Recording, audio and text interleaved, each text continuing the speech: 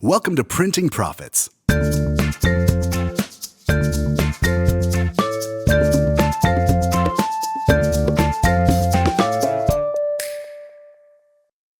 What's the difference between a business and a brand?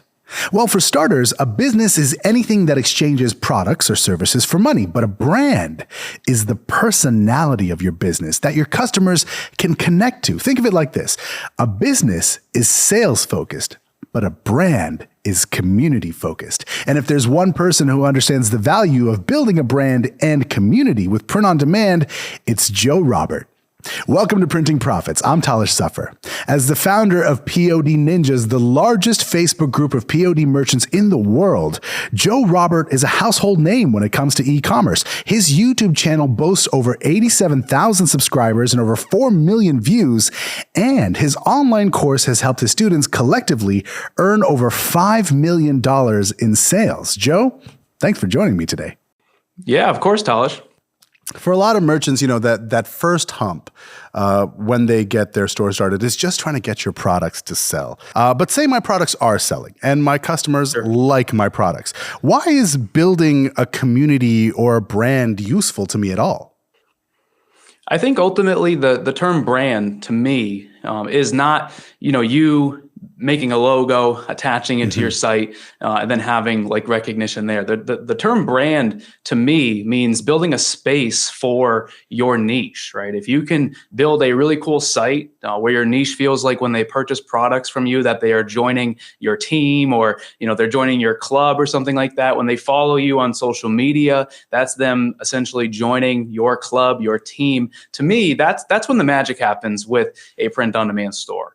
If you are just creating, simple designs, throwing them out there on the internet, you'll probably make some sales. But the true way to actually scale, like the people that you see out there that are really making good money from print on demand, are creating something that they can use for the long term, and that's because they have a community built around their products. So what's an example of someone who thinks that they have a working niche, but they don't really? And what do they have to do after that? Sure. I think when it comes to choosing a niche, like I said before, that's the first step in making sure that you have a winning product. One of the biggest mistakes I think that people do is they start their print-on-demand store and they think they have a niche, and they really don't. To me, a niche is defined as a group of people that share an interest. It's a skill they have. It's a hobby they do. It's a job they have, or something like that. And ultimately, something that sometimes people do is they'll start a store called like printedlegging.com, and then they'll make a whole bunch of like abstract patterns and they'll put them on the leggings and they'll try to sell them. And like I said before, people on social media are not shopping. If they are just kind of coming across these abstract design leggings, there's no difference between those and a legging on Lululemon or Nike or something like that. And there's no reason for someone to make an impulse purchase. On the flip side, what you should do is choose a niche, a passion that someone has, or a hobby they do, or a job they have, right? Imagine the same scenario, but the design on the leggings is all about being a nurse for a job. Different symbols on the pair of leggings that represent the nurse niche. Maybe on the thigh, there's like a quote or something like that. Or maybe the design is about loving horses. And then someone who's scrolling through social media sees the legging and it relates to them on an emotional level and causes them to want to actually make a purchase on it. So then how then does your product choice get influenced by your niche? I know you said that it's about creating your designs, making sure your designs are applicable, but when that comes down to your products, how do you use that?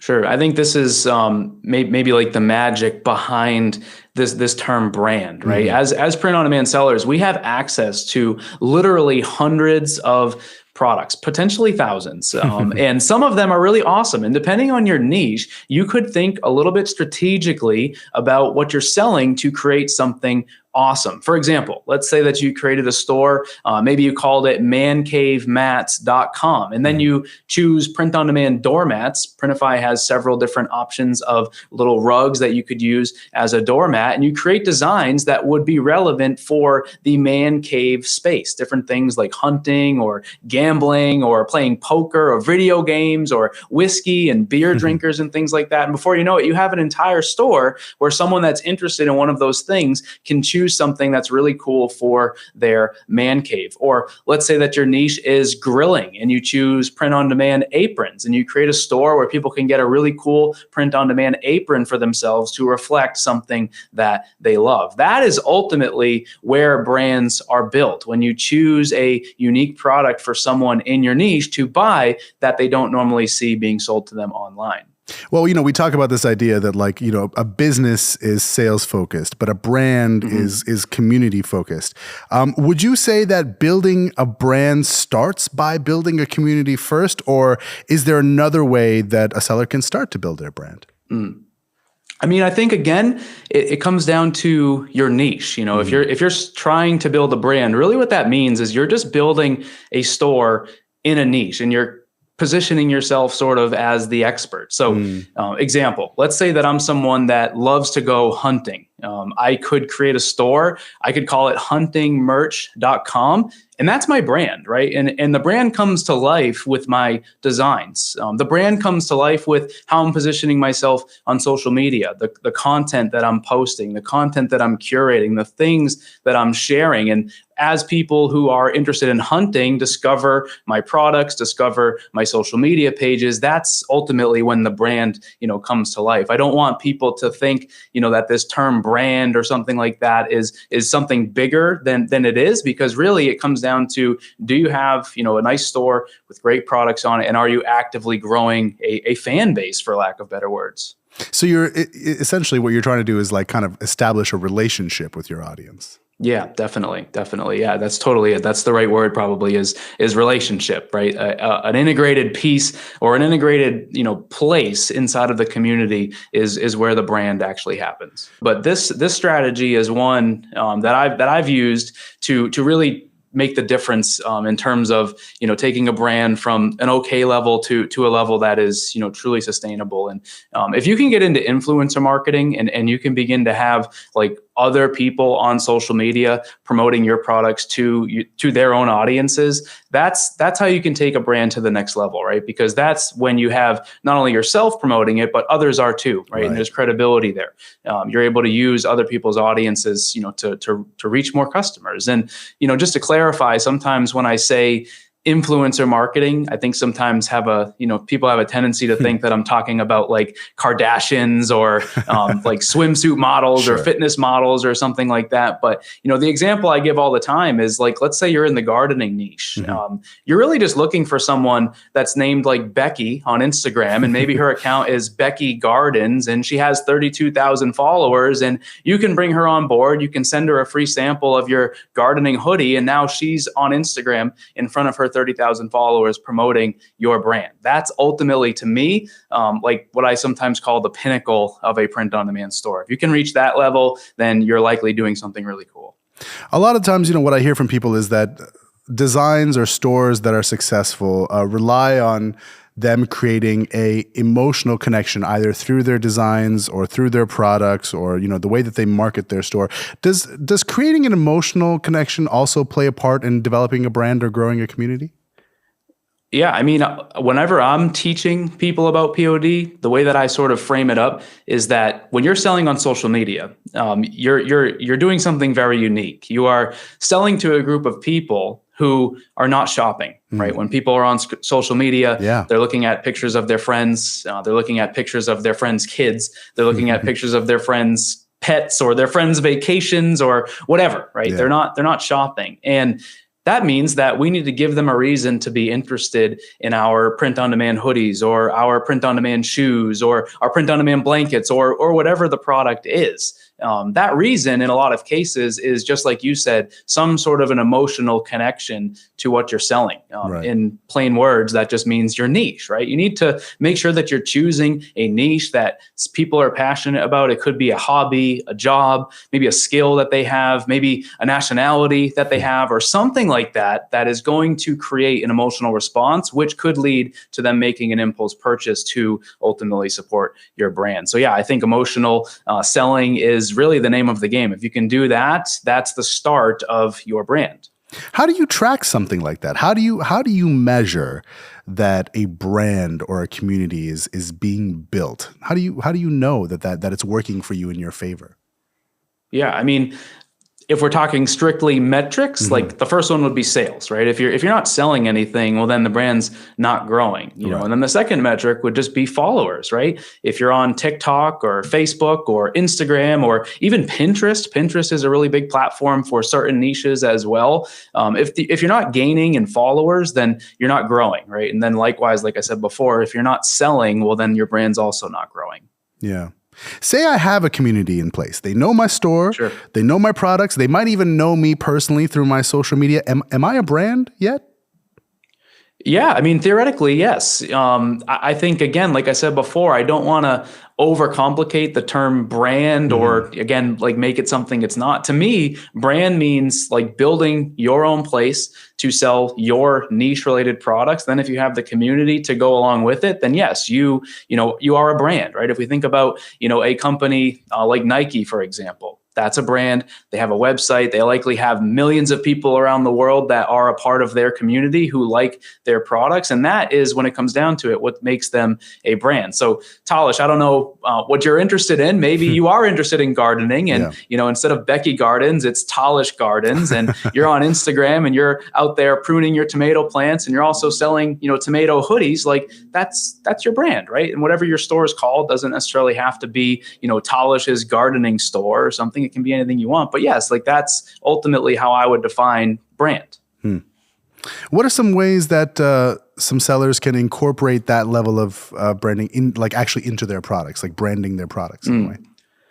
I mean, a lot of times there are going to be opportunities for actually like physical branding additions, right? So with Printify, you guys recently added custom branding inserts into certain products. You could certainly use those to drive your brand. At times, I've even actually included my store's logo in the design. I think if it makes sense, you can do that. Like, for example, if you're selling a hoodie, maybe on the sleeve right here, you can have your store's brand, or maybe somewhere on the back or something like that. You could incorporate the brand into it. And then again, that just supports, like branding, like you said. Yeah.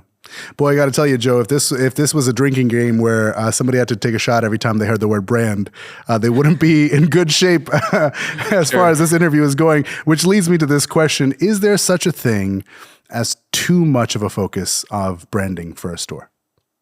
Yeah, I mean, I think sometimes people go crazy with it where, you go on their site and, every 2 seconds or every 2 inches as you're scrolling through the website, you see their logo. Or maybe you go on to their social media page and every single post is a product photo or something like that. I think that in that sense, yeah, there is, potential for someone to put too much focus on the brand. I see a lot of people, as they're starting their store, they'll kind of go through and, create 35 different versions of their logo, or they'll spend months just trying to think of the perfect name. And ultimately, your name just needs to be niche relevant, and so does your logo. Other than that, I don't think you really could go too overboard with branding, because branding is a good thing. If you go on the Printify app, you see colors, right? You see certain fonts that are being used. You see the logo in different spots. Ultimately, those are things that make up Printify's branding, and you should sort of try to replicate that with your own store as well.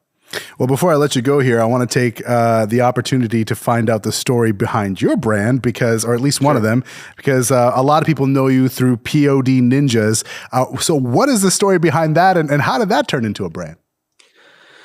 I mean, POD Ninjas honestly happened a little bit by accident. I'm not going to go into specific details. I was actually banned from another print-on-demand provider's Facebook group. Oh, wow. Years ago. And again, I'm not going to go into specific details just because I don't want to name the company. But I was really big into doing product reviews. I was constantly reviewing products. I was posting videos. I was posting photos of different samples that I was receiving. And I was also beginning to sort of take on clients at the same time. I was running Facebook ads for people. I had several different people who I was running Facebook and Instagram ads for them to help them to sell products. And I was banned from this other group, and I still wanted to make product reviews. I enjoyed creating product reviews. So I created my own group, which now has, at this time, almost 75,000 people in it. Wow. I started also uploading my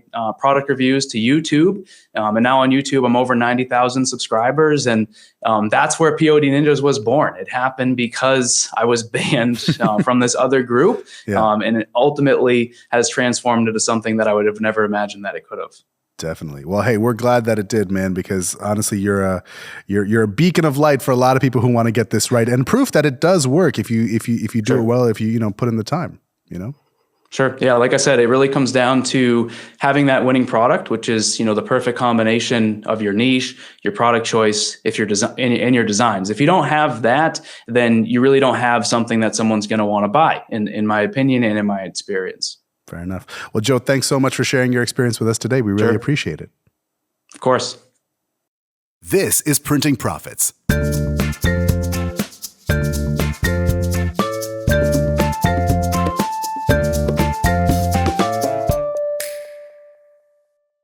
Hey folks, thanks again for listening to Printing Profits. We'd like to thank Joe for sharing his story with us today, and at the same time introduce you to the talented team behind this program. Executive producer Laura Jalvite, associate producer Anita Njoki, technical and video productions Emil Yasuns and Valerius Olechno, sound production Christers Hartmanis, and I'm Talish Suffer. See you next time.